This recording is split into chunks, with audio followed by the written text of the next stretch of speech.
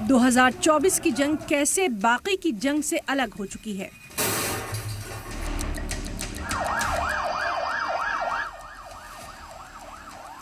Mossad पर एक ऐसी साजिश का इल्जाम लग रहा है जिससे लेबनान में आम लोगों की मौत हुई। उसने ऐसा काम किया जिसे कोई सोच भी नहीं सकता। कैसे एक जंग अब सिर्फ मिसाइल टैंक से नहीं लड़ी जा सकती। इजराइल ने कुछ ऐसा कर दिया जिससे जंग की दुनिया में अब मानो एक नए तरीके का इजाद हो गया। न इजराइल ने कोई मिसाइल छोड़ी, न फौज ने कोई गोली ही चलाई, लेकिन तब भी अपने दुश्मन हिजबुल्लाह के कई लोगों को एक ही बार में खत्म कर दिया, वो भी उस चीज से जो उनकी खुद की जेब में मौजूद थी। इस बार हिजबुल्लाह के खात्मे के लिए हथियार बना पेजर।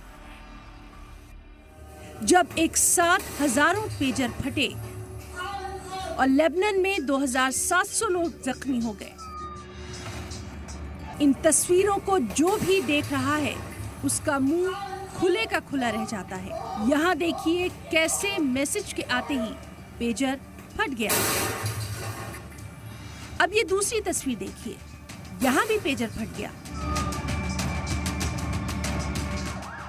ये तीसरी तस्वीर, यहाँ भी पेजर फट गया।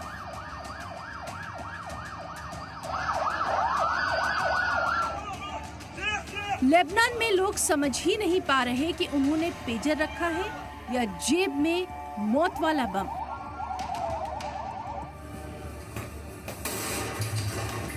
जहां देखो वहां फट रहे हैं।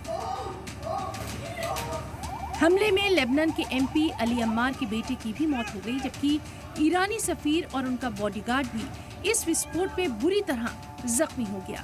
इसे दुनिया में सबसे बड़ा चेन विस्फोट माना जा रहा है और माना जा रहा है कि ये इजराइल का हिजबुल्लाह पर सबसे बड़ा सीरियल अटैक है।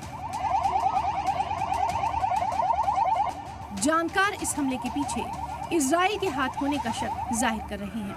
माना जा रहा है कि इजराइल ने एक साथ हिजबुल्लाह के जंगजुओं के पेजर्स को हैक कर लिया और फिर उन्हें हैक करके उनकी फ्रीक्वेंसी बढ़ाकर उसमें ब्लास्ट कर दिया। इस हमले में हिजबुल्लाह के 1000 से ज्यादा जंगजुओं के जख्मी होने की खबर है। पेजर में ब्लास्ट के बाद से लेबनान सरकार ने लोगों से पेजर फेंकने की गुजारिश की है।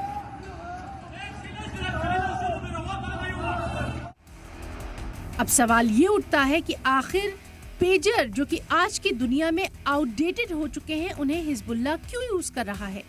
तो समझिए, पेजर डिवाइस की टेक्स्ट मैसेजिंग को डिकोड करना मुश्किल होता है, इसीलिए हिजबुल्लाह अपने लड़ाकों से पेजर के जरिए ही बातचीत करता है। इजराइल को ये पता चला कि हिजबुल्लाह ने 3 महीने पहले ही जॉर्डन से नए पेजर सेट खरीदे थे।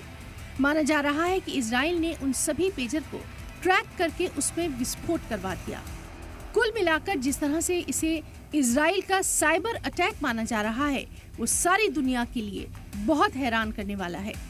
इजराइल का नाम इसलिए भी आ रहा है क्योंकि जराए के मुताबिक कल ही इजराइल वॉर कैबिनेट की अहम बैठक हुई थी और कुछ बड़ा होने का खदशा पहले से ही लेबनान में जताया गया था। उसके बाद लेबनान और सीरिया बॉर्डर पर पेजर कैसे बम बन के फट रहे हैं, कैसी चीख पुकार मची है, वो आपकी टीवी स्क्रीन पर है।